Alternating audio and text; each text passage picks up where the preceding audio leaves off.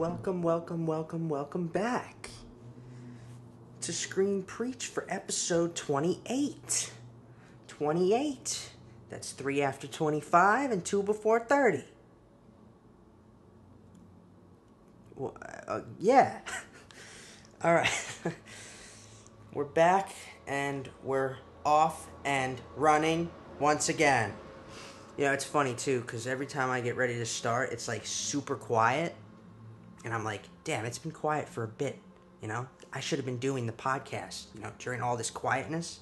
Now watch. Now it'll get noisy, because I fucking started, you know? What's going on, people? It's another week out here in Los Angeles. Lost Angles. It's another week in Lost Angles, California. This is a dead city. I mean, I went out last night and that was fun as fuck, but like it was still like when I was driving there and when I was driving back, it's a very dead city right now. You just got to do the best you can. Yeah, it's gonna be a slow process. We won't be back to normal till fucking 2022. That's what they say. That's what they say now. And I figured we need to talk about some laughs, so we're going to talk about laughs with a comedy this week. And it's not just any kind of comedy, it's one of the very rare Judd Apatow comedies, which is different from other comedies, because it's not just comedy, you know, there's a real story going on, there's drama. They're just probably I don't know that I'd call them the better comedies, because they're not full comedies, you know what I mean? Like if I was going to say the best comedies, they'd have to be full comedies, but they're great like little sub genre or whatever of comedy, which is like the dramedy, I guess.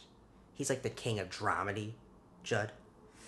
Anyway, what's going on? What did everybody watch? What did I watch? What's coming up? You know, there's some things coming up. We are in the month. It's here. This is the same month that The Mandalorian Season 2 comes out. It's at the end of this month. Not much else out, really. But, you know, I'm going to start watching some more TV soon. I finished Scorsese, you know, rewatched The Irishman. Let me be clear about The Irishman, too. If you didn't like that movie, if you didn't even watch it, you shouldn't watch movies. You don't like movies. You don't even know what movies are. That's how I feel. If you didn't like that movie. From the fucking opening tracking shot to the fucking closing to the little cracked door final closing image. Like that's a great fucking film. It's almost like a great capper too. Like if Scorsese was gonna never put out another movie again, it would be the perfect kind of capper for his career. And before that was Silence. Silence came out in between Wolf of Wall Street and The Irishman, so you probably don't even know what it is, because it's very under the radar. And in my opinion, it's very underrated. It's a very powerful movie. I would check it out. I'm going to watch Christopher Nolan films and cry when I get to the end of it, because I can't go see Tenet still. Yeah.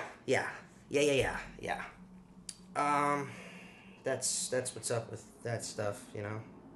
Archer is the only other thing. Still watching that. We're going to get to the news of the week. And in the news of the week, these are, we got some stuff that just came in just now for you. This is just in. Fans of Schitt's Creek, okay? If you like that show, they dropped the 6th and final season early. I think it's out right now. So go check it out if you watch it. I haven't watched it yet. I'm going to watch it. And now I can binge it because it's over. And I mentioned this on the show before, but they're making a movie too on Netflix for Schitt's Creek. And it probably comes out next year. So there's that. And also just in, it looks like Ryan Murphy's going to continue to keep making content for us. Just keeps rolling it out. And now his next story, what he's tackling next, is it's called Monster, the Jeffrey Dahmer story. He's gonna tackle Jeffrey Dahmer. I think it's narrative. I don't think it's a documentary. I think it's narrative, which we need another one of those probably for Dahmer. We see someone else's take on that and everything. What they say is that he's gonna take the perspective of victims and cops, not the perspective of Dahmer. You'll see Dahmer, I'm sure, but he's the POV of the series is the victims and the cops. That's interesting. Ryan Murphy, for those of you who don't know, he's really flourished over the last decade. He's American Horror Story. He's American Crime Story. Ratchet he's doing Ratchet. It's out right now as well. Check that out. As well as a few other things he's done lately. So yeah, that's interesting stuff. Meanwhile, some other things was going on in the news this week, and that's The Flash has an update. Remember when Billy Crudup played the father of Barry Allen in Justice League? He was in prison and everything, falsely accused, all that stuff. Henry Allen, right? Which we've seen this story. We've seen that storyline, That was like in Justice League, they had that whole thing. It's like, well, I'm watching this at the same time on The Flash, on the CW, the TV show. It's like that stuff is like... But anyway, he's back for The Flash, for the movie The Flash that's coming out. Which doesn't surprise me, I guess. It's not like he died or anything, the character, so... So that's that. More pushbacks. Let's be clear about 2021. It's a dead year. I'm sorry, 2020. It's a dead year. No movies. Nothing's coming out.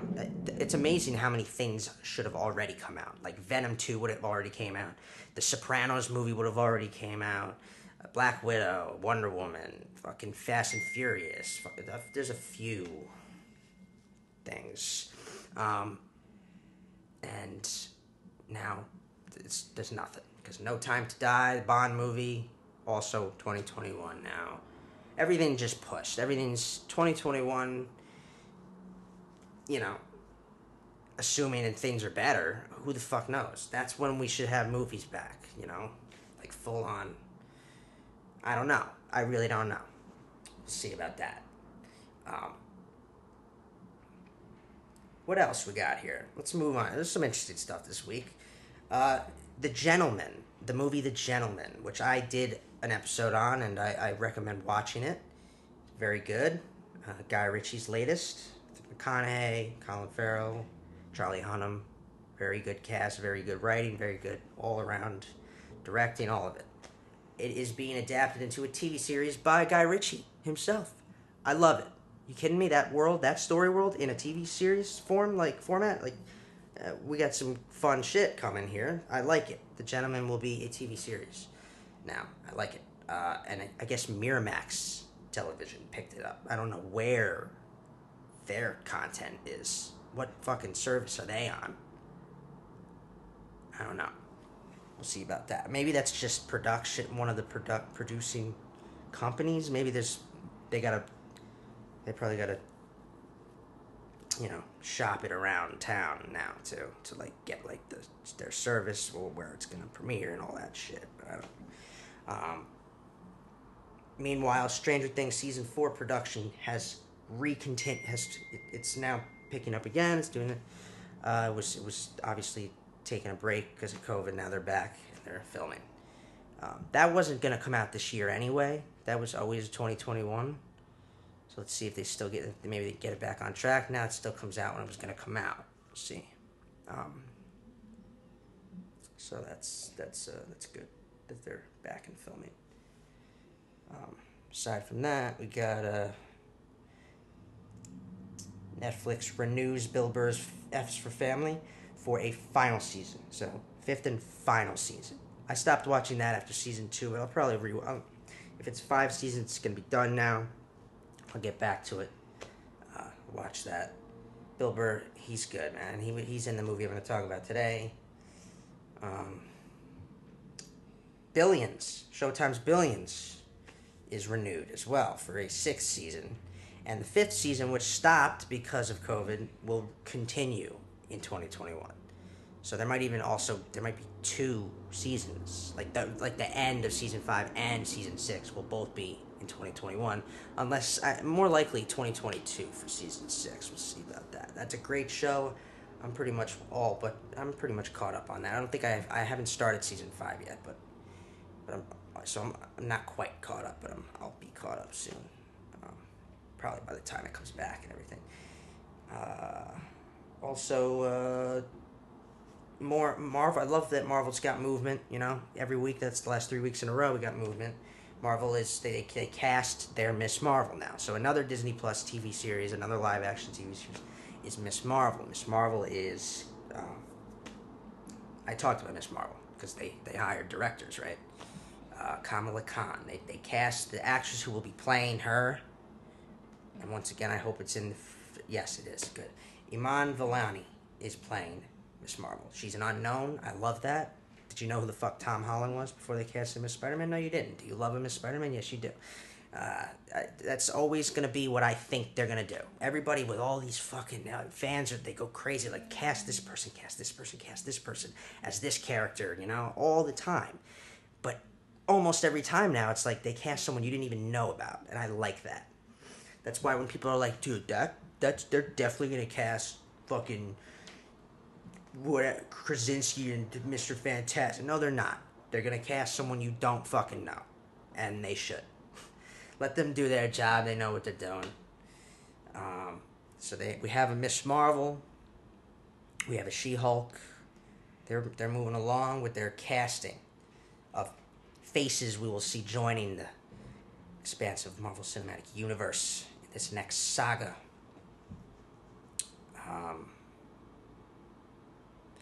Oscar Isaac cast as Francis Coppola in a movie about the making of The Godfather. How about that? A narrative film about Coppola making The Godfather, and Oscar Isaac's gonna play him? Sign me up. Oscar Isaac, you should know who he is. He's from Star Wars, he's from A Most Violent Year, he's from Ex Machina, he's from a lot of shit. I totally can see him playing Coppola, too. I like that. What else? Big thing happened. Surprise. Borat sequel is coming. And it's coming way sooner than you think. It's coming around election day. And it'll be dropping on Amazon Prime. They dropped the trailer for it. Go watch the trailer. That's great for Borat fans all around. It's probably overdue. That should be funny. Let's go. Let's see what that is, and it's soon. That's great. Borat sequel. There's also this whole thing with Zac Efron. He'll be in an adaptation of a Stephen King book. Stephen King book. Called Firecatcher, I think it's called. I don't know that one. I haven't read that one, but I will, I'm sure. Zac Efron has been cast in an adaptation of it. So that's interesting. Lion King sequel. Remember the Lion King came out? Live action, which is not really live action. It's just better animation. Sequel has been announced, and Barry Jenkins, the director of Moonlight, will be doing the sequel, not Jon Favreau. Makes sense. I think it's a nice move. Jon Favreau's busy too. He's part of Star Wars now. He's busy with The Mandalorian and all that. And Barry Jenkins will bring his vision to this in probably a very interesting and impactful way. So I like that. That's cool. That's good. Good choice and all. James Cameron has finished filming Avatar 2. Good to know. It's been like 20 years. No, it's been 10 years. Let's see what the fuck happens there. They pushed Avatar. They pushed Star Wars. Their plan, Disney, is to back-to-back every year. It's like Star Wars film, Avatar film, Star Wars film, Avatar film. Like, that's how they're planning on doing it. So when they pushed Star Wars, They also pushed Apatow. Yeah, I forgot to mention something last week's that I just forgot to mention it. I missed it, you know. But remember the old classic Kurosawa film Rashomon? I love that movie, dude. They're doing a series. They're making a TV series based on Rashomon. And it'll be on HBO Max. That's interesting. That's very interesting. I love that. Can't wait. If you haven't seen Rashomon, go check it out. It's a classic. You should see classics. You should see movies. Okay, just you should watch movies, because in my opinion, you're not culturally literate, in my opinion. Like, if you don't know our history, our cinematic history in this country, you know, how can you call yourself completely an American if you don't know our classics? You know, go watch the classics. Wake up. All right. That's it, really. The biggest thing that happened this week in the news was that some crazy shit with Marvel. Okay, Jamie Foxx is reprising his role as Electro from the Amazing Spider-Man sequel with Andrew Garfield as Peter Parker. Remember that movie? Remember when he played Electro? He's playing Electro again, but in the next Spider-Man movie with Tom Holland's Spider-Man. What the actual fuck is going on? How is that working? Short answer, quick answer, multiverse. Spider-Verse, multiverse, whatever. Some shit's starting to...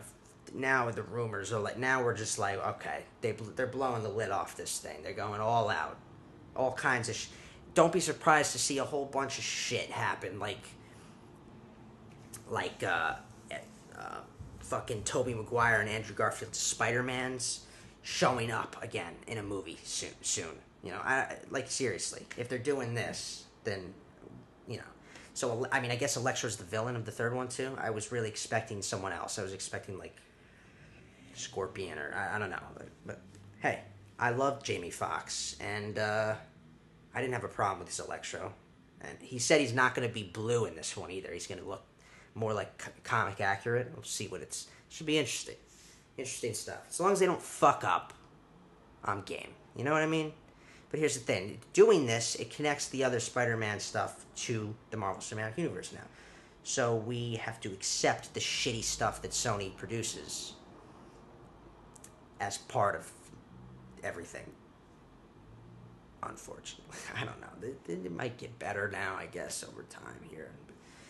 I don't know. Sony needs to just kind of fuck off with Spider-Man. I've said this a million times. That's it. Let's get to our analysis of the week. You know? I'm going to talk about the King of Staten Island this week. In the name of the Godfather, the Son, Lord, and the Holy Jedi. Finally watched it. I know it came out a while ago now, I guess, a few months ago. Couldn't, you know, I don't know, I just didn't get around to it. I did, and now I can talk about it.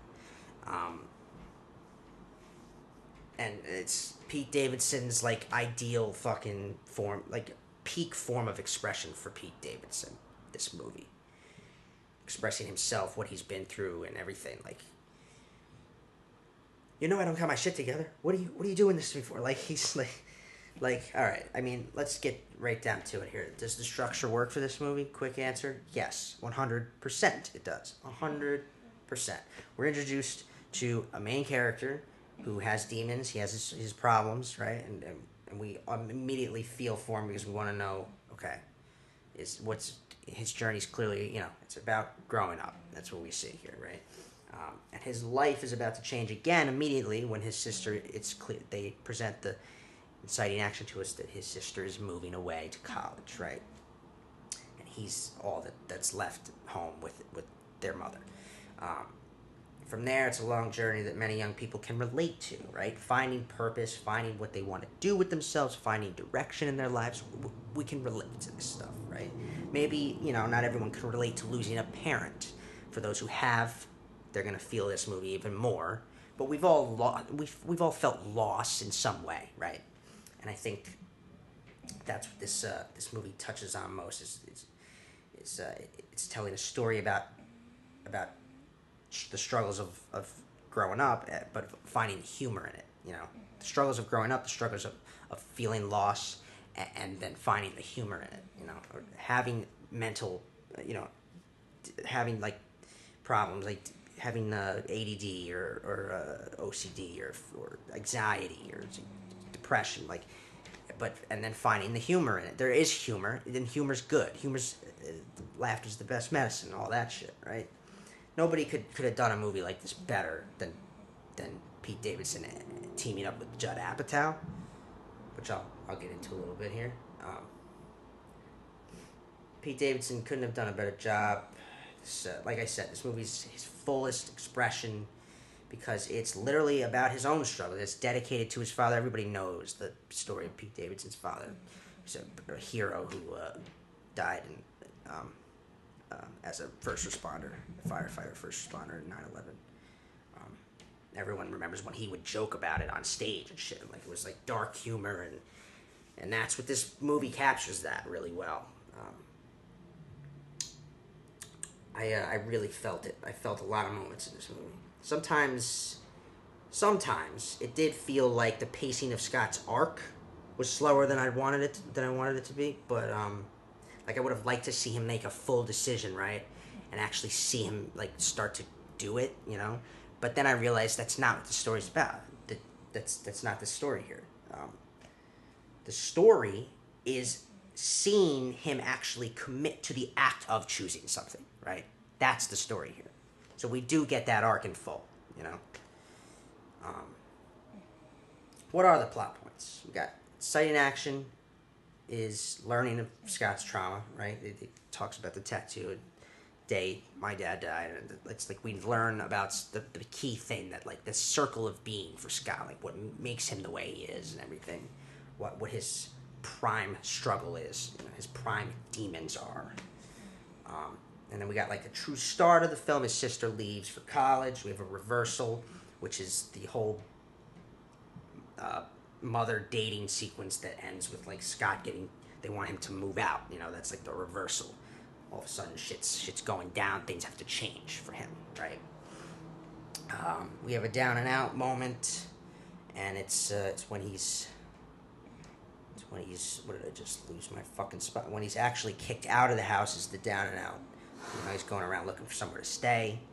Clear down and out. And I thought the third act was fantastic. That's the best part. It's all drama there. It's a lot more drama and less comedy, but it's great. I loved the third act. He's healing. He's growing. That whole sequence with him living at the firehouse, learning more about his dad, bonding with the guys. The climax is, as I've said, him actually committing to something. A hint of him getting truly better, and it takes the form of his relationship in this particular case. When we see him commit to something, it starts with that relationship that we saw him struggling to commit to throughout the film, as well as struggling to commit to anything. But we get a hint that he's going to start committing to things and changing his life, turning his life around, when we see that he actually does commit to something, and it's to her, to this girl in his life. Which tells us things will get better, So overall, this is the ideal dark comedy, right? It's something that Pete Davidson excels in. The key is to have a vision for the story where drama and comedy balance out the right way. So no one is better at that than Judd Apatow. So like I said, these two together for this movie was perfect. Go through his resume, seriously. He's one of our modern day kings of like dramedy, right? Merging those genres. 40-Year-Old Virgin, which, yes, is a lot more just comedy, but there was a good story in there even, too. Knocked Up, as you see it a lot more. This is 40, funny people, Trainwreck. These are films that are funny, but they have serious, like, deep shit going on, too. There's a lot of drama. I can feel Apatow in this movie. Like, I can feel his style and his impression on the film, right? I love his movies. When you look at his films, you might either think, oh, that was hilarious, I loved that, or wow, I didn't care for that one because it wasn't funny enough. But if you just try to remind yourself that it's sometimes it's not trying to be some nonstop laugh fest, they're still really good movies, you know. Something people have always argued with Apatow is that he dives too deep into drama, but I always loved that about his movies. So. Good stories. This one's no different. Expressing human experiences, human emotions, and then finding the humor in those things. So overall, I mean, I laughed a lot when I watched this movie. Let's be clear. I mean, I laughed a lot. It was funny as hell. But I also was in my feels a lot. You know, it's a good balance too. It's a good balance. I actually think this is one of his best too. Apatow. I really did enjoy it. At least of the last decade, anyway. His best of the last decade. So it was better than This Is 40. Better than Trainwreck. I think. I would have liked the sister character to come back around in the film one more time at the end, because she's an important character, and they kind of, after the whole college sequence, she drops out of the story. I thought maybe that was one thing I would have liked them to do better with, was bring her back in a little bit at the end to see that her brother, because she was so worried about her brother, and we don't get a hint of her seeing him get better, you know. The mother sees and all that, but we don't get it. So I just thought maybe that would have been one thing I would have liked to see there. At first I wasn't sure about the ending, but then I realized it's kind of the perfect ending because we finally see him commit to something. So it expresses growth for the character. He's going to turn his life around. I think most importantly, though, at the end of the day, it was funny, and it is supposed to be a comedy, so you want to laugh, and I did laugh, so that's most importantly, you know. Performance, direction mentioned, performance message, direction, not really anything crazy. I loved the college party sequence. I loved the jumping around and cutting around in that sequence. I like the way that's filmed, but it's nothing like special. Not really anything to point out too much with direction, but I always miss stuff. I look at things from more of a story point of view than a visual point of view. But I'm sure there was a couple of things there. Performance-wise, Pete Davidson stands out. Great performance from him to really embrace truly expressing himself and all he's been through and shit. But all of his supporting cast in this made the movie even better. So like Marissa Tomei, Bill Burr's hilarious. I think the dynamic between Davidson and Burr was the best part. I also want to point out that I just want to real quick, because I didn't notice, because I haven't seen her in a while, because I haven't seen an Apatow film, but like the actress who plays the sister, Claire, that's Maud Apatow. That's Judd and Leslie Mann's daughter, Maud. She's been in all their movies. Like, she's always the daughter. Their two daughters are always in the movies, in the older ones, like Knocked Up and This Is 40. Like, they're the daughters, and that's her. That older one, Maud, I think it's the older one. That's her. I totally didn't even recognize. She grew up, and I totally didn't even recognize. So she did a good job too. So that was good to see her in a movie again. All in all, it's definitely worth watching, so go check it out. Yeah. I give it... so my rating for it was just plain and simple, an 8.0. It was good. Just a good movie. Good comedy, good movie. Right? Yar. Let's get to our fun fact of the week this week. This is one I'm sure people know, but if they don't, now you do.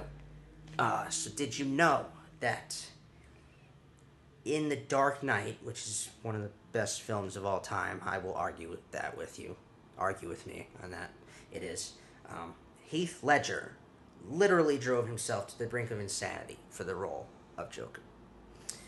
Most people probably know this, but it's the role that people like to say killed him, even though that's a bit of a fucking stretch. It's not impossible, by the way. It's very possible that he was driven so insane by playing this character that he fucking... So, I mean, he died from a drug overdose, and he won an Oscar for this role, and it's one of the greatest cinematic roles ever. He wasn't even there to receive the award. It's a very tragic and intense story, which will... it'll go on forever is in history. The story of Heath Ledger playing Joker and his whole tragedy. In preparation for his role, so he locked himself away in a motel room for 6 weeks, no contact with the outside world. During this time of complete seclusion, Ledger dived as deep as you can into the psychology of a character. He spent the time developing every facet of what makes the Joker, right? Embracing the Joker's philosophies, beliefs, and making them his own to play this freaking character, becoming the character we saw on screen in its fullest. For the most part, when he was locked away, he was developing every tick of the Joker, namely the voice, the facial gestures, the mannerisms, and most importantly, the sadistic sounding laugh that we will all hear in our nightmares for the rest of our life. Just absolutely amazing. Yep. Our question of the week. So following up on last week's question, I asked, what was your favorite HBO drama series? Remember? Let's see what people said when they were asked this question.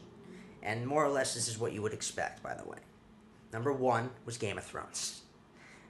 Number 2, 3, and 4, The Wire, True Detective, The Sopranos. And I said The Sopranos, but I also said that if I wasn't going to pick The Sopranos, I would pick Game of Thrones.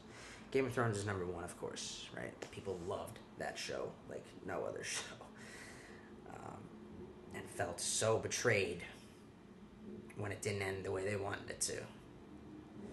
I can still watch that show and rewatch that show. I don't care, I don't care if it ended a little, lackluster. I can rewatch that show.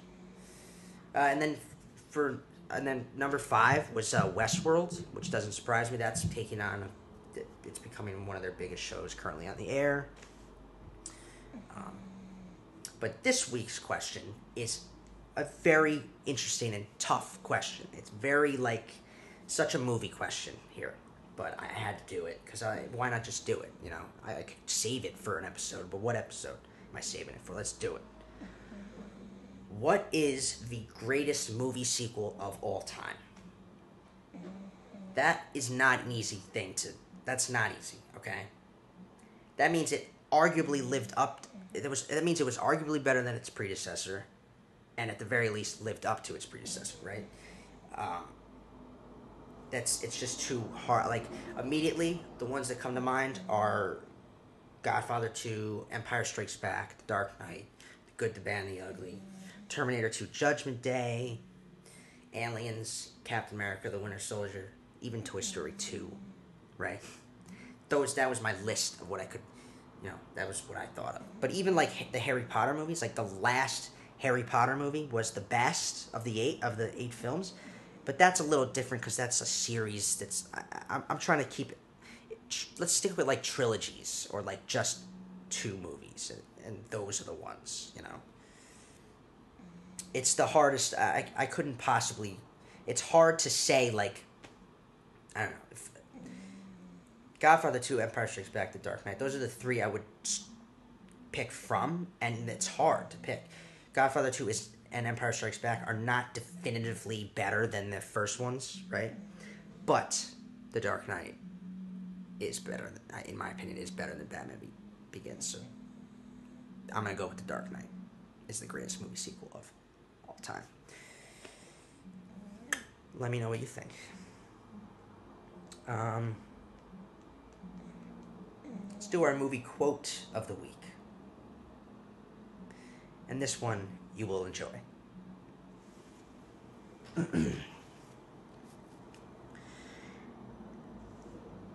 Name of the game, move the money from your client's pocket into your pocket, right? But if you can make your client's money at the same time, it's advantageous to everyone, correct? No. Number one rule of Wall Street. Nobody, I don't care if you're Warren Buffett or if you're Jimmy Buffett, nobody knows if the stock is going to go up, down, sideways, or in fucking circles. Least of all stockbrokers, right? It's all fugazi. You know what a fugazi is? Fugazi, yeah, it's a fake. Yeah, fugazi, it's a wazi, it's a woozy, it's fairy dust, right? It doesn't exist. It's never landing. It is no matter. It's not on the elemental chart. It's not fucking real, right? Stay with me. We don't create shit. We don't build anything. So if you got a client who bought stock at 8 and now it's at 16, he's all fucking happy and wants to cash in and liquidate, take his fucking money and run home. You don't let him do that, because that would make it real. No, what do? You come up with another brilliant idea. A special idea. Another situation. Another stock to reinvest his earnings in and then some. And he will every time, because they're fucking addicted. And then you just keep doing this again and again and again. Meanwhile, he thinks he's getting shit rich, which he is on paper. But you and me, the brokers, we're taking home cold hard cash via commission, motherfucker. I can't do that. I can't do the sound he does at the end. But name that fucking movie, because you know what it is. You know what it is. You know what it's of.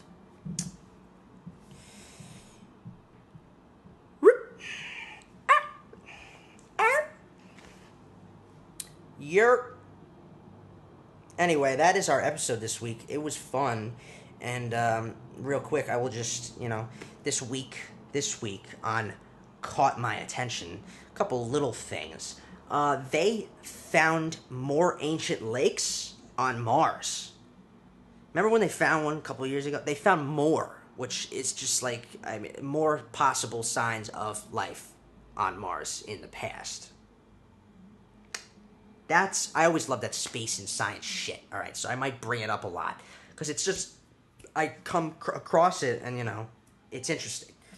Other than that, some long-awaited albums dropped this week. 21 Savage and Metro Boomin's Savage Mode 2 came out, with Morgan Freeman narrating the fucking project, which is just amazing, okay? And also Bryson Tiller's third album, Anniversary, that was a nice surprise to have that this week, on top of Savage Mode 2. I've been waiting for new music from him for 3 years. So, yeah, go check out those albums. In the meantime, I'm Ben Morganti, your host. Follow the show at Screen Preach. Follow me personally at the Ben Morganti. Subscribe to BMS Studios on YouTube. Check out my website at benmorgantistory.com. If you really want to support the show, become a patron at Patreon. And you can also check out my brother's channel, J&J Customs. They dropped a new video. Other than that, it's the same old shit. I need you to have a cinematic week.